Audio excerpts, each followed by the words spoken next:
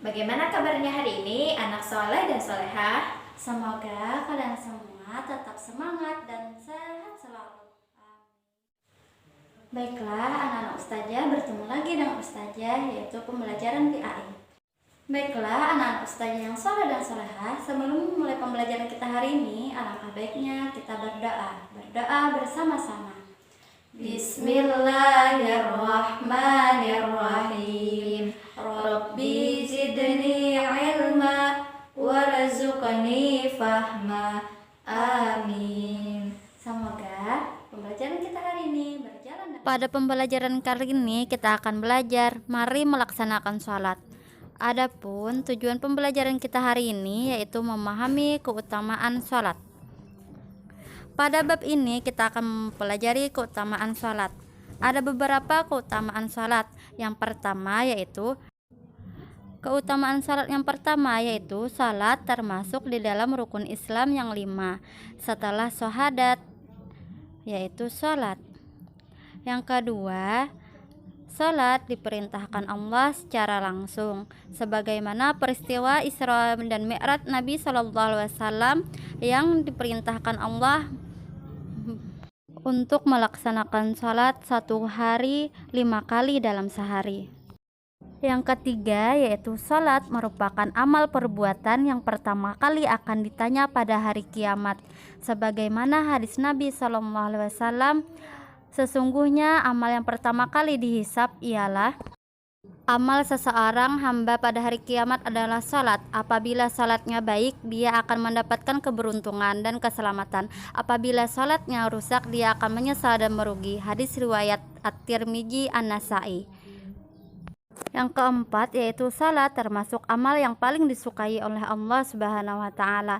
Sebagaimana hadis Nabi SAW dari Abdurrahman Abdullah bin Mas'ud radhiyallahu anhu bercerita, aku pernah bertanya kepada Nabi SAW, amal apa yang paling dicintai Allah? Beliau menjawab, salat pada waktunya. Lalu apa lagi? Tanyaku. Beliau pun menjawab, berbaktilah kepada kedua orang tua. Kemudian apa lagi? Tanyaku. Lanjut, maka beliau menjawab, jihad di jalan Allah Subhanahu wa taala. Yang kelima, salat dapat menghapuskan kesalahan dan menghilangkan keburukan. Nabi SAW bersabda, bagaimana pendapat kalian seandainya ada sungai di depan pintu rumah salah seorang dari kalian, lalu dia mandi 5 kali setiap hari? Apakah kalian menganggap masih akan ada kotoran yang tersisa padanya? Para sahabat menjawab, tidak akan ada tersisa sedikit pun kotoran padanya. Lalu Nabi SAW bersabda, seperti itu pula dengan salat 5 waktu. Dengannya Allah akan menghapus semua kesalahan. Yang keenam, salat dapat mencegah dari perbuatan keji dan mungkar. Sebagaimana firman Allah Subhanahu wa taala di dalam Quran surah Al-Ankabut yang artinya, sesungguhnya salat itu mencegah dari perbuatan keji dan mungkar.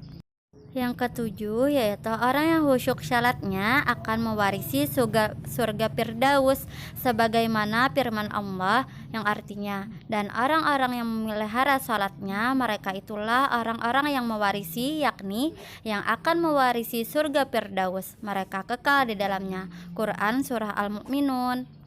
Yang terakhir, salat adalah sarana untuk mendapatkan pertolongan Allah, sebagaimana firman-Nya yang artinya, wahai orang-orang yang beriman, mohonlah pertolongan kepada Allah dengan sabar dan salat. Sungguh Allah beserta orang-orang yang sabar. Quran surah Al-Baqarah.